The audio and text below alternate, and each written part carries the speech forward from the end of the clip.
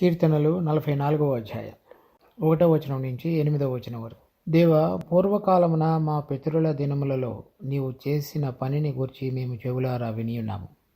మా పితరులు దానిని మాకు వివరించిరి. నీవు నీ భుజబలము చేత అన్యజనులను వెళ్ళగొట్టి మా పితరులను నాటితివి. జనములను నిర్మూలం చేసి వారిని వ్యాపింపజేసితివి. వారు తమ ఖడ్గము చేత దేశమును స్వాధీనపరుచుకొనలేదు. వారి బాహువు వారికి జయమీయలేదు. నీవు వారిని కటాక్షించితివి కనుక నీ దక్షిణ హస్తమే, నీ బాహువే, నీ ముఖకాంతియే వారికి విజయము కలుగజేసినవు. దేవా, నీవే నా రాజువు. యాకోబునకు పూర్ణ రక్షణ కలుగున ఆజ్ఞాపించము. నీ వలన మా విరోధులను అణిచివేయదము. నీ నామము వలననే మా మీదకి లేచువారిని మేము త్రొక్కివేయదము. నేను నా వింటిని నమ్ముకొనను, నా కత్తియు నన్ను రక్షింపజాలదు. మా శత్రువుల చేతిలో నుండి మమ్మను రక్షించువాడువు నీవే. మమ్మను ద్వేషించువారిని సిగ్గుపరచువాడువు నీవే. దినమెల్లా మేము దేవుని యందు అతిశయపడుచున్నాము. నీ నామమును బట్టి మేము నిత్యము కృతజ్ఞతాస్తుతులు చెల్లించుచున్నాము. ఈ కీర్తన హెడ్డింగ్ కనుక చూసినట్లయితే కోరాహు కుమారులు చేసినది, తర్వాత దైవధ్యానం అని రాయబడింది. తర్వాత ఈ కీర్తనలో మనం దీనిని 3 భాగాలుగా విభజించవచ్చు. 1వ వచనం నుంచి 8వ వచనం వరకు, 2వ భాగం 9వ వచనం నుంచి 22వ వచనం వరకు, 3వ భాగం చివరి 4 వచనాలు 23వ వచనం నుంచి 26వ వచనం వరకు. తర్వాత దీని యొక్క ఈ నేపథ్యంలో కనుక, ఈ కీర్తన యొక్క నేపథ్యం కనుక మనం చూసినట్లయితే 42, 43 అధ్యాయాలు ఏ విధంగా అయితే 2వ దినవృత్తాంతాలు 28వ అధ్యాయం 29వ అధ్యాయానికి జరిగినటువంటి సమయంలో రాయబడినవిగా ఉన్నాయో, ఈ 44వ కీర్తనలో కూడా చాలా వరకు దానికి సంబంధించినటువంటి నేపథ్యం కనబడుతుంది. మొదటి 8 వచనాలలో ఆరాధన లేక ప్రభువుకు స్తుతులు చెల్లించుట అనేటువంటిది, లేక ప్రభువు వారి మధ్యలో అంతకు పూర్వం చేసినటువంటి క్రియలను గుర్తు చేసుకుంటూ ఆయనను ఘనపరచడం అనేటువంటిది చూస్తాం. తర్వాత 9వ వచనం నుంచి 22వ వచనం వరకు ఈ కీర్తన రాసిన సందర్భంలో వారికి కలిగినటువంటి ప్రత్యేకమైన శత్రువుల చేత ఓడించబడుతూ లేక అణగద్రొక్కబడినటువంటి పరిస్థితులను గుర్తు చేసుకుంటూ రాయబడినటువంటి వచనాలుగా మనం గమనించవచ్చు. 23 నుంచి 26 వచనాల వరకు వారి యొక్క దీన ప్రార్థన అటువంటి శత్రువుల చేతిలో నుంచి మరలా విడిపించబడి దేవుని సన్నిధిలోనికి రాగలుగుటకు కావలసినటువంటి సహాయాన్ని కోరుకుంటూ ప్రార్థిస్తున్నటువంటి ప్రార్థనగా చూడవచ్చు. ఈరోజు 1వ వచనం నుంచి 8వ వచనం వరకు చదివేటువంటి వాక్య భాగాల్లో గతంలో దేవుడు వాళ్ళ పక్షంగా చేసినటువంటి విషయాలను, తర్వాత ఏ విధంగా వారు జయాన్ని పొంది జీవించారో ఆ విషయాలను గురించి ఆ 8 వచనాల్లో వ్రాయబడ్డాయి. మొదటి వచనంలో, దేవా, పూర్వకాలమున మా పితరుల దినములలో నీవు చేసిన పనిని గురించి మేము చెవులారా వినియున్నాము. మా పితరులు దానిని మాకు వివరించిరి.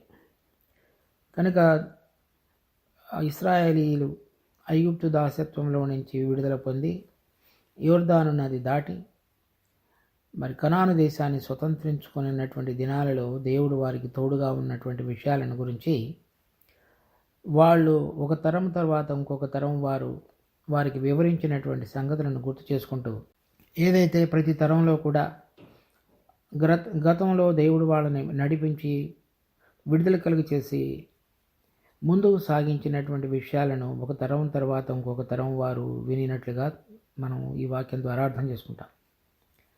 తర్వాత ఆ విషయాలు ఏ విధంగా జరిగినాయి అనేది కూడా వాళ్ళకి వివరించారు. నీవు నీ భుజబలము చేత అన్యజనులను వెళ్ళగొట్టి మా పితరులను నాటితివి. జనములను నిర్మూలం చేసి వారిని వ్యాపింపజేసితివి. దేవుడు అబ్రహాంకి ఇచ్చిన వాగ్దాన ప్రకారంగా అక్కడున్నటువంటి జనములన్నిటినీ కూడా ఆయన వెళ్ళగొట్టి ఆ భూమిని వాళ్లకు స్వతంత్రింప చేస్తానని అబ్రహాంకు వాగ్దానం ఇచ్చాడు. వీరందరూ కూడా కనాను దేశం యోర్దాను దాటి కనాను దేశంలో ప్రవేశించినప్పుడు అక్కడ అన్యజనులైన వారు అనేక మంది నివసిస్తున్నారు. వారందరూ కూడా విగ్రహారాధికులు, దేవుని తెలియకుండా వారి అపరాధముల చేత దేవుని విసిగించి మరి దేవుడి దృష్టిలో ఎంతో హీనమైనటువంటి పాప కార్యములను జరిగించుతూ వారి పాపమును నింపుకునేటువంటి జనాంగంగా వాళ్ళు ఉన్నారు. వాళ్ళందరినీ కూడా దేవుడే ఆయన భుజబలం చేత అన్యజనులను వెళ్ళగొట్టినట్లుగా తర్వాత వీళ్ళందరూ కూడా అక్కడ స్థిరపడగలగటానికి పనికొచ్చేటువంటి విధంగా దేవుడు వాళ్ళని చేస్తున్నాడు.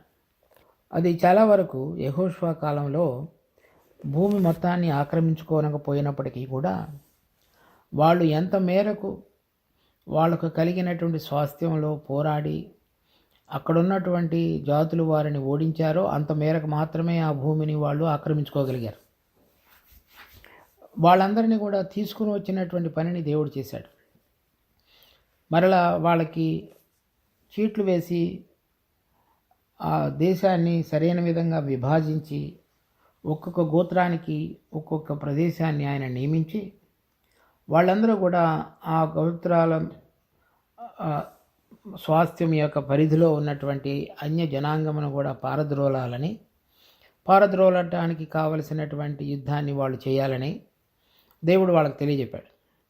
అలా చెప్పి వాళ్ళు ఎంత మేరకు వాళ్ళు యుద్ధం చేయడానికి బయలుదేరారో దేవుడు వాళ్ళకు తోడుగా ఉండి వాళ్ళందరినీ కూడా నడిపించి అది కొంత భాగాన్ని వాళ్ళు ఆక్రమించుకోగలిగారు. మిగిలిన భాగాల్లో ఇంకా చాలామంది ఆ తెగల వారు నివసిస్తూ వచ్చారు. ఉదాహరణకి యెబూసీయులు ఉన్నారు. సో యెరూషలేం ప్రాంతంలో యెబూసీయులు నివసించారు. వాళ్ళు దావీదు సమయం వచ్చేటంత వరకు కూడా అక్కడ ఉండిపోయారు. అలా కొన్ని గోత్రాల వాళ్ళు కొంతమందిని చాలా వరకు పారద్రోలినప్పటికీ ఇంకా కొంతమంది అలాగా మిగిలిపోయారు. సో ఇక్కడ వీళ్ళు ఏం చెప్తున్నారంటే వాళ్ళందరినీ వెళ్ళగొట్టి అన్యజనులను వెళ్ళగొట్టి మా పితరులను నాటితివి, జనములను నిర్మూలం చేసి వారిని వ్యాపింపజేస్తుంది. వారు తమ ఖడ్గము చేత దేశమును స్వాధీనపరుచుకొనలేదు, వారి బాహువు వారికి జయం ఇయ్యలేదు. నీవు వారిని కటాక్షించితివి కనుక నీ దక్షిణ హస్తమే, నీ బాహువే, నీ ముఖకాంతియే వారికి విజయం కలుగజేసింది. కనుక వాళ్ళు ఆ దేశాన్ని స్వతంత్రించుకునేటువంటి ప్రక్రియలో వాళ్ళ యొక్క సొంత బలం కానీ శక్తి కానీ లేక వాళ్ళు చేసినటువంటి ప్రణాళిక ప్రకారంగా చేసిన యుద్ధాలు కానీ వాళ్ళకి జయం ఇవ్వలేదు. కానీ దేవుడు వాళ్ళకు తోడుగా ఉండి తర్వాత ఆయన యొక్క కటాక్షాన్ని వారి మీద చూపి అబ్రహాంకి ఇచ్చినటువంటి వాగ్దానాన్ని స్థిరపరచడానికి అన్యజనులందరినీ కూడా పారద్రోలి ఇశ్రాయేలు జాతి వారికి ఆ దేశాన్ని అనుగ్రహించున్నాడు. సో ఇప్పుడు 4వ వచనంలో చెప్తున్నారు, దేవా నీవే నా రాజువు, యాకోబునకు పూర్ణ రక్షణ కలుగును ఆజ్ఞాపించు. ఇప్పుడు మరలా మా స్థితి వేరుగా మారి ఉన్నది. ఆ వచనాలు మనం చూద్దాం మళ్ళీ తర్వాత. ఇప్పుడు నీవు మాకు మరలా ఆ పాత స్థితిలో ఏ విధంగా అయితే అన్యజనులను వెళ్ళగొట్టి మేమందరం కూడా స్వేచ్ఛగా స్వతంత్రంగా నిన్ను కొలిచి ఆరాధించి నీ ద్వారా నడిపించబడగలిగే జీవితంలోనికి అంతకు మునుపు తీసుకుని వచ్చావో మరలా అటువంటి రక్షణ మాకు కలుగచేసి నీ వలన మా విరోధులను అణిచివేయదము, నీ నామము వలననే మా మీదకి లేచువారిని మేము త్రొక్కివేయదము. నేను నా వింటిని నమ్ముకొనను, నా కత్తియు నన్ను రక్షింపజాలదు.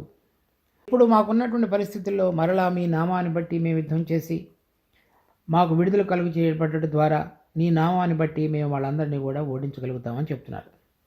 దీంట్లో మళ్ళా చెప్తున్నాడు, నా కత్తియు నా వింటిని నేను నమ్ముకొనను, నా కత్తియు నన్ను రక్షింపజాలదు. నా శత్రువుల చేతిలో నుండి మమ్మల్ని రక్షించువాడు నీవే, మమ్మల్ని ద్వేషించు వారిని సిగ్గుపరచువాడు నీవే. తర్వాత దినమెల్లా మేము దేవుని యందు అతిశయపడుతున్నాము. అంటే మాకు విడుదల కలుగు చేయగలిగినటువంటి నీ శక్తి యందు మేము ఆధారపడుతున్నాం. దీంట్లో కొన్ని విషయాలు చెప్తున్నాడు. ఏంటంటే మా శక్తి బలం ద్వారా మేము జయాన్ని పొందలేం, తర్వాత నీ ద్వారా మేము మా శత్రువులను ఓడించగలిగే విధంగా నువ్వు మమ్మల్ని చేయగలవు. కనుక మేము మా అతిశయం అంతయు కూడా మీ ద్వారా మిమ్మల్ని బట్టి ఉండేదిగా ఉంటున్నది అని చెప్తున్నాడు. సో మనం ఇక్కడ చూడవలసిన విషయాలు కొన్ని ఉన్నాయి. 2 సమూయేలు 8వ అధ్యాయం 14వ వచనం.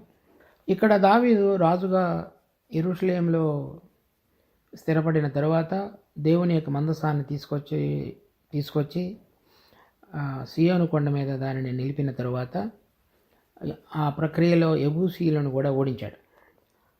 తర్వాత ఇక్కడ మనం 8వ అధ్యాయం 14వ వచనంలో చూస్తే, మరియు ఏదోము దేశమందు అతడు దండును ఉంచును, ఏదోమీయులు దావీదునకు దాసులు కాగా ఏదోము దేశమంతటా అతడు కావలి దండుంచును. దావీదు ఎక్కడికి పోయినను యెహోవా అతనిని కాపాడుచుండెను. తర్వాత ఇదే అధ్యాయంలో 6వ వచనంలో, దమస్కు వశమననున్న సిరియా దేశమందు దండును ఉంచగా సిరియనులు దావీదునకు దాసులై కప్పముకు చెల్లించుచుండరి. దావీదు ఎక్కడికి పోయినను యెహోవా అతనిని కాపాడుచుండెను.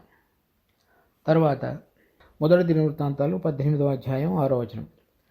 తరువాత దావీదు సిరియా సంబంధమైన దమస్కులో కావలి సైన్యమును ఉంచెను. సిరియనులు దావీదునకు కప్పము కట్టు సేవకులైరి. ఈ ప్రకారము దావీదు పోయిన చోటనెల్లా యెహోవా అతనికి సహాయం చేయుచూ వచ్చెను. తర్వాత 13వ వచనం. దావీదు ఏదోములో కావలి సైన్యమును ఉంచెను. ఏదోమీయులందరూ అతనికి సేవకులైరి. దావీదు పోయిన చోట్లనెల్లా యెహోవా అతనిని రక్షించెను. తర్వాత 2వ సమూయేలు 8వ అధ్యాయం 12వ వచనం. వాటిని అతడు సిరియనుల యొద్ద నుండి, మోయాబీయుల యొద్ద నుండి, అమ్మోనీయుల యొద్ద నుండి, ఫిలిష్తీయుల యొద్ద నుండి, అమాలేకుల యొద్ద నుండి, రెహాబు కుమారుడు హదదెజరు అను శోభారాజు వద్ద నుండి పట్టుకున్నాడు. ఇలా ఈ 8వ అధ్యాయంలో అనేక మందిని ఓడించినటువంటి వాళ్ళందరి మీద గెలిచినటువంటి రాజుగా కూడా ఈ 8వ అధ్యాయంలో మనం చూస్తాం దావీదు విషయంలో. కానీ వీటన్నిటిలో కూడా ఒకటి మనం గమనించే విషయం ఏంటంటే, ఈ కీర్తనలో మళ్ళా వాళ్ళు చెప్తున్నది, మా పితరులు గతంలో జయించినటువంటివి కానీ, లేక మొట్టమొదటిలో మా పితరులందరూ కూడా ఆ భూభాగాన్ని ఆక్రమించుకున్నట్టులో కానీ, వాళ్ళ యొక్క బాహు లేక వాళ్ళ యొక్క విల్లు, వాళ్ళ యొక్క కత్తి వాళ్ళకు జయమేమివ్వలేదు అని చెప్తున్నాడు. ఇది ఈ ఆహాజ్ అనేటువంటి రాజు కాలంలో ఆ గుడి తలుపులు, దేవాలయం యొక్క తలుపులు మూయబడి ఉండటం, తర్వాత వీళ్ళందరూ కూడా ఈ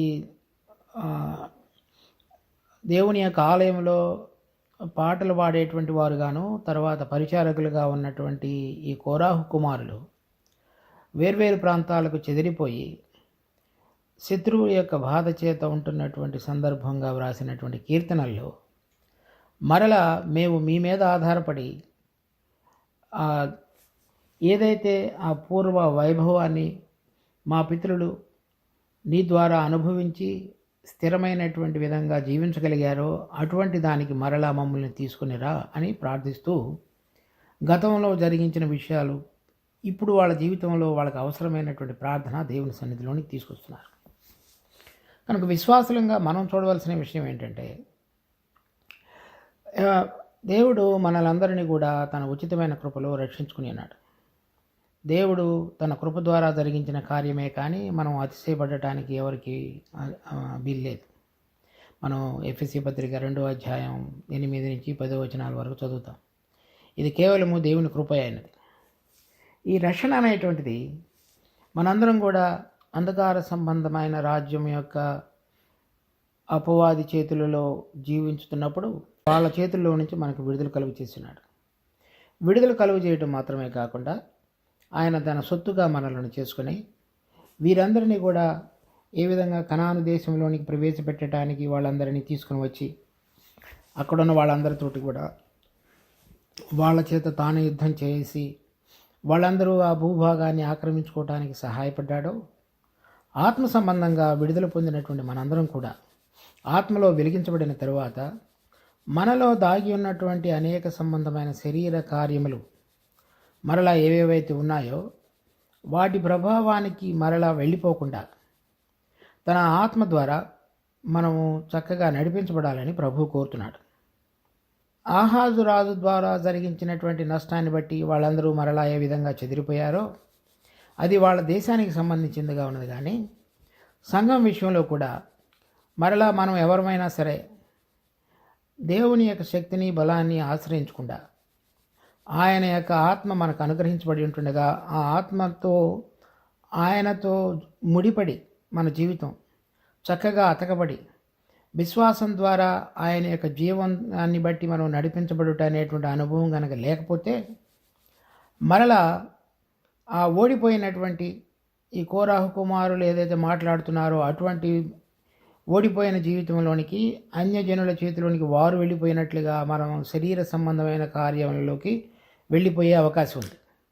అలా వెళ్ళిపోకూడదనే పౌలు తను రాసిన పత్రికలన్నిటిలో కూడా ముఖ్యంగా గలతీ పత్రికలో అనేక సార్లు ఆ మాటలు మాట్లాడుతూ వచ్చాడు. అవి మనం గలతీ పత్రిక 3:3 మీరింత అవివేకులైతిరా, మొదట ఆత్మానుసారముగా ఆరంభించి ఇప్పుడు శరీరానుసారముగా పరిపూర్ణులగుదురా. 5 ఆత్మను మీకు అనుగ్రహించి మీలో అద్భుతములు చేయించువాడు ధర్మశాస్త్ర సంబంధ క్రియల వలననా లేక విశ్వాసముతో వినుట వలననా చేయించుచున్నాడు.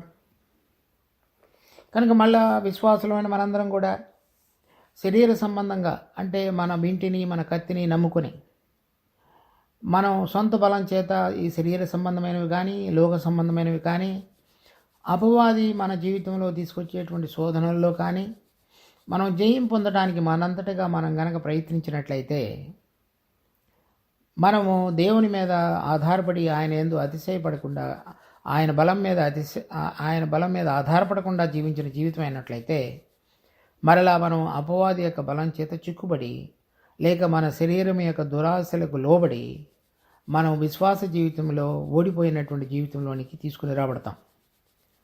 అలా కాకుండా ఉండగలిగేటువంటిది కేవలము మన ప్రభు అయిన యేసుక్రీస్తు యొక్క శక్తి ద్వారా మనం ఆధారపడి ఆయన మృతుల్లో నుంచి తిరిగి లేచినటువంటి మహాబలాతిశయము అది మనలో పనిచేయటం అనేటువంటి అనుభవాన్ని విశ్వాసంతో ఆత్మలో జీవించటం అనేటువంటిది నేర్చుకున్నప్పుడు అప్పుడు మన విల్లు మన బలం కాకుండా ఆయన దక్షిణ హస్తం ద్వారా దినదినము జయించబడుట అనేటువంటిది మనం చూడగలుగుతాం. సో 2 విషయాల్లో మనం చూడగలుగుతాం. ఒకటి, మన శరీర సంబంధంగా ఇక్కడున్నటువంటి మన శరీరము ఇక్కడున్న వాటి విషయమై లోబడి మనలో దేవుని యొక్క ఆత్మకు వ్యతిరేకంగా పనిచేసేటువంటి ప్రతి ప్రక్రియలో కూడా మనం ఆయన యందు విశ్వాసం ఉంచడం ద్వారా మరి దేవుని యందు ఆత్మ యొక్క జీవమనిచ్చు నియమము, పాప మరణముల నియమము నుంచి మనకు విడుదల కలుగు చేస్తుంది. అది మొదటిది.